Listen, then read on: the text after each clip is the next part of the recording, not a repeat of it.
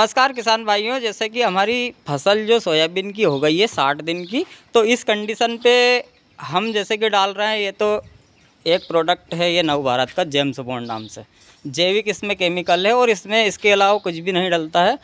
बहुत दिन से हम इस्तेमाल कर रहे हैं, पर बढ़िया इसका रिजल्ट हमें देखने को मिला है। और वहीं अब बात करें कि जैसे कि 50 दिन की हमारी फसल है, 60 दिन की है, तो फसल भी आपको दिखाएंगे। लेकिन इसके पहले बता दें कि हमने बहुत सारा सर्च किया कि क्या डालें क्या ना डालें, क्योंकि अगली बार हम हो सके स्प्रे नहीं भी कर पाएँ या कर भी पाएँ, कोई ठीक नहीं है, क्योंकि मौसम के ऊपर डिपेंड है। इस बार मालवा क्षेत्र में वैसे ही बात करें तो ईल का प्रकोप बहुत कम है, तो हो सकता है हम अगली बार स्प्रे नहीं करें, क्योंकि स्प्रे का खर्चा बहुत रहता है।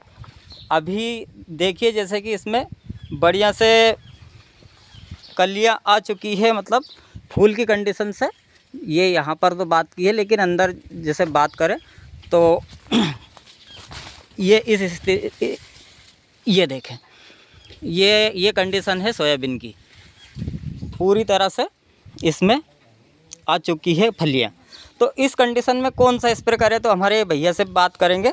और तो भैया जैसे कि ये वाला हमने लिया है प्रोडक्ट, तो थोड़ा सा हमारे किसान भाई हैं बताओ, ताकि ऐसे कहीं है जागरूकता बढ़े और वे भी अपने जैसो करबा की सोचे। इसी के साथ में इन्होंने एक ये फंगिसाइड लिया है जो सुमिटोमो का आता है। सुमिटोमो का बहुत बढ़िया प्रोडक्ट है। हाँ। स्वाधीन सिस्टमेटिक और कॉन्टैक्ट फंगिसाइड है। मतलब ये दो तरह से काम हाँ, दो तरह के, ऊपर से भी काम करता है और अंदर से भी काम करता है। सिस्टोमेटिक का मतलब ये होता है किसान भाइयों कि वो जड़ से भी काम करता है, एब्जॉर्ब मतलब पत्तियों पे ये सूखेगा तो उधर से भी काम करेगा, दोनों तरफ से काम हाँ, करता है। कॉन्टैक्ट मतलब स्पर्श रहता है, किसी चीज़ को टच करना या किसी चीज़ को तो संपर्क में आना, तो ये कॉन्टैक्ट का मतलब ये होता है। और सिस्टमेटिक का मतलब ये होता है, आप समझ ले, कई बार किसान भाई तो ज़्यादातर अनपढ़ ही होते हैं, उन्हें पता नहीं रहता है, सारी चीज़ें पेस्टिसाइड वालों को पता रहती है, लेकिन ये थोड़ा सी जानकारी, जब हम खेती से बाड़ी से जुड़े हैं तो थोड़ा सा जानकारी होना चाहिए। इसके बाद में इसमें दो टेक्निकल आते हैं, एक टोबिकोनाजोल 10% और सल्फर अपना 65%। अच्छा। मेन चीज़ में सल्फर जो होता है 65%, जो मेन चीज़ फल जो बनता है उसमें ये तेल की मात्रा को बढ़ाता है। सल्फर जो होता है जिसमें दाने पे चमक अच्छी आती है। हाँ, जैसे कि हमने सुना है सरसों में भी सल्फर डालता है, और तिलहनी फसल जो तेल की फसल है, जैसे तिल भी हो गया मान लो उदाहरण के लिए, तो सल्फर इसके लिए बहुत बढ़िया है काम करता है। सल्फर बहुत ही बढ़िया रहता है, हमें हर फसल में देना चाहिए। जो दलहनी फसल होती है, जैसे दाल वाली जो होती है, हाँ, उसमें सल्फर की मात्रा हमें देना चाहिए। अच्छा। हम स्प्रे के माध्यम से भी दे सकते हैं। हाँ। और जब हम उर्वरक डालते हैं तो उसके साथ में जो बेंटोनाइट आता है उसको हाँ, भी सल्फर को हम दे सकते हैं। अच्छा। और इसके बाद में इसका बताइए आप, तो स्वाधीन जो है ये बहुत ही बढ़िया। इसमें और क्या क्या है? इसमें दोनों चीज है, टेबुकोनाजोल और सल्फर, जो बहुत बढ़िया में। ट्यूबिकोनाजोल क्या करता है भाई साहब? जैसे ट्यूबिकोनाजोल ये भाई आप देख सकते हैं किसान भाइयों, ट्यूबिकोनाजोल इसमें है 10% प्लस सल्फर है 65%, और बहुत सारे और भी टेक्निकल है इसमें। लेकिन ट्यूबिकोनाजोल एक फंगिसाइड है, जैसे कि आपने कस्टूडियो अडामा कंपनी का कस्टूडियो आता है, उसमें ट्यूबिकोनाजोल ही रहता है। और ये अगर हम सोयाबीन हमारी अब 60 दिन की हो गई, 95-60 की, वैसे ही 75 दिन में तो पककर तैयार हो ही जाती है, 85 दिन में तो खेत से बाहर हार्वेस्टिंग कर लेते हैं।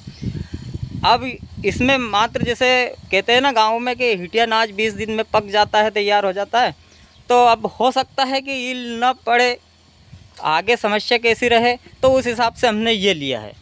अगर लगेगा तो फिर हम फंगिसाइड डाल सकते हैं, जिससे कि 4-5 दिन और जो अपनी जो सोयाबीन की गांठें हैं उसमें राइजोबियम होता है, नाइट्रोजन अवशोषित करके रखती है, सारी जो फसल का जो भोजन है उसमें स्टॉक में पड़ा रहता है, तो उसको भी ये सल्फर धीरे धीरे प्रोसेस करके कर सकता है। और इसके बाद एक चीज़ और भी डाल सकते हैं अपन, बात करें तो 0050 भी डाल सकते थे। 0050 भी डाल सकते हैं। हाँ। जो लास्ट में पौधे को जैसे कि भोजन चाहिए था वो ले लेता है उससे। हाँ। मेन चीज जो फलियां और बढ़िया आपकी अच्छी सी बोल्ड बनेगी। हाँ। और दाना अच्छा भरा होगा, फलियां अच्छी पकेगी उससे। अगर तो एक और स्प्रे अगर 65 दिन पे लगे तो आप 0050 का कर सकते हैं।